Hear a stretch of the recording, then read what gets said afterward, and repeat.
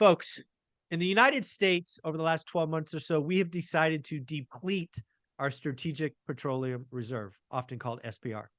We will eventually fill it back up, eventually. But did you know that China is stockpiling oil right now? Taylor's put out a lot of great daily content, and he covered this, and I was like, oh my God, what is going on? So, Taylor, catch us up. Yeah. I think that there's two realities here, or two explanations as to what could be playing out. One is, very logical, straightforward, and the other one is much more troublesome to look at. But the reality is, what you've had all year in 2023 is China importing massive amounts of oil above what they historically have. So they don't publish data as to how much oil is going into their reserves, but estimates are somewhere around the tune of 2 million barrels a day.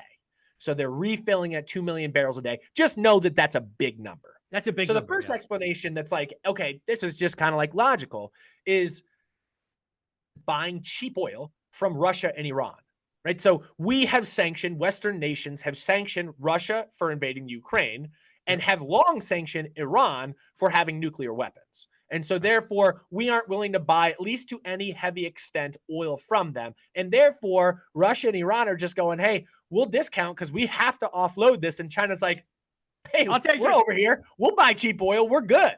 And so they're just looking at this saying, hey, cheap oil because of this Russian invasion in Ukraine, and Russia has to offload this oil. We're in. Cheap oil being the number one explanation. That's fine. Yeah. Or the other explanation of this is they're preparing, right? They're preparing for something by having this massive war chest of oil. What could that be? Well, what's the most likely conflict that they are on the precipice? And that's too strong of a word, that they are toying with the idea of, is invading Taiwan, right?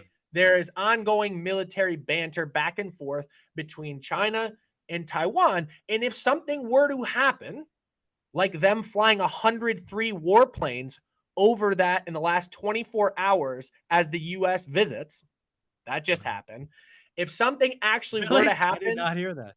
103 warplanes were put over Taiwan in the last 24 hours, which is a record in, however many years. But anyway, if we were to see some escalation there, what are Western nations going to do to China? They're going to sanction them, restrict oil from moving into the country, and therefore they're going to need that war chest built out. Yeah. No, I get it. I mean, yeah, it is both sides, right? You obviously have an economy that is ruled by a central figure, right? Command and control economy.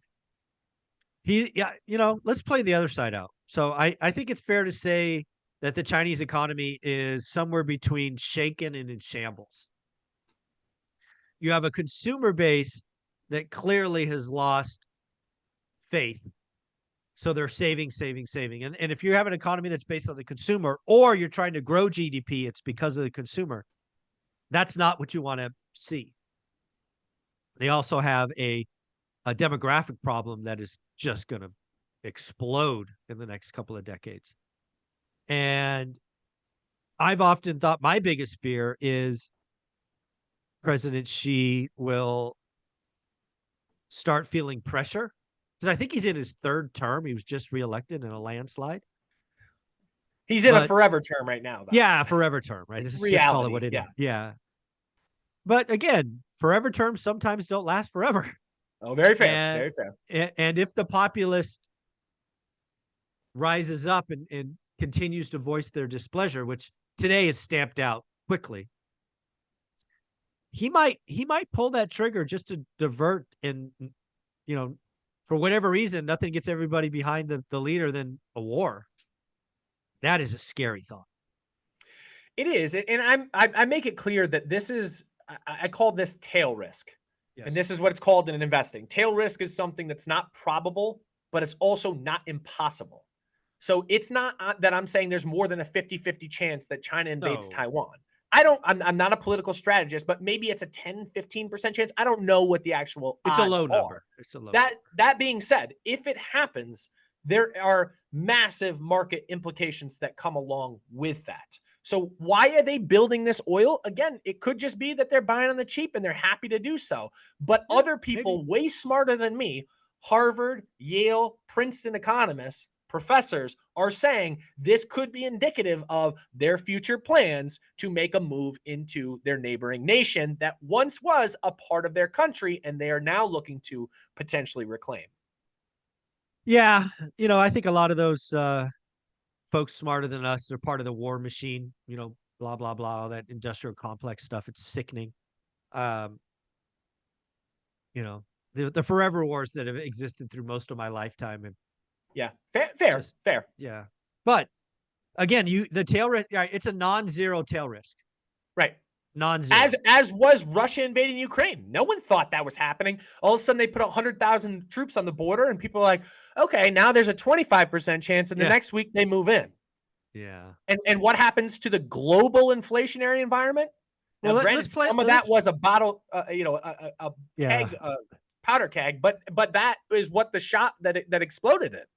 Well, again, I've given this zero thought. Mhm. Okay, China does its thing, blah blah blah, sanctions, sanctions, sanctions. How does the every American feel that? Chips, Okay, so, semiconductors. all right, so semiconductors. Oh shit, because you can't build a fab in a You can't heartbeat. build anything without a semiconductor. Anything that has any bit of technology in it. Nvidia has 90% of their semiconductors. That is the absolute glory child of the market right now. 90% of the production comes from Taiwan. 60% of the world's advanced, I'm sorry, 60% of all of the world's semiconductors get produced in Taiwan. 90% of the advanced AI language, etc., chips get made in Taiwan. That disrupts everything. We just saw what happened. You know why cars are so damn expensive? Because we didn't have enough chips to supply them. What took precedent over our auto industry? Things like our military that uses an ungodly amount of chips in order to power our F-15s or whatever they are. And you know what also uses a massive amount of chips? And climate people won't like to hear this. EVs. EVs use something like 10 times the amount of chips versus a regular car. So there's massive implications across the board when it comes to semiconductors. And that is that big outstanding shock effect that presses inflation higher if something were to happen. Not only inflation, but that would have to be negative GDP growth. Oh, for sure. For It sure. would have, and yeah. Well, let's not think about that anymore because now I'm depressed. Taylor, where can people find you? I'm sorry. I'm sorry. Let me reiterate one thing. I am not saying this is a likely event. I'm saying I'm an investor. When you build out a portfolio, you need something in there that's a hedge against tail risk. And this is a tail risk that is present in the market, be it a 5, 10% chance, whatever it is. Just know that it's a non-zero event. So I don't mean to scare. That's not the intention, but know that there's an outside shot and smarter people than me are talking about it. And you can go to Life Goal Investments on Instagram and TikTok and dig into this because I'm now frightened. Thanks, buddy. Thank you.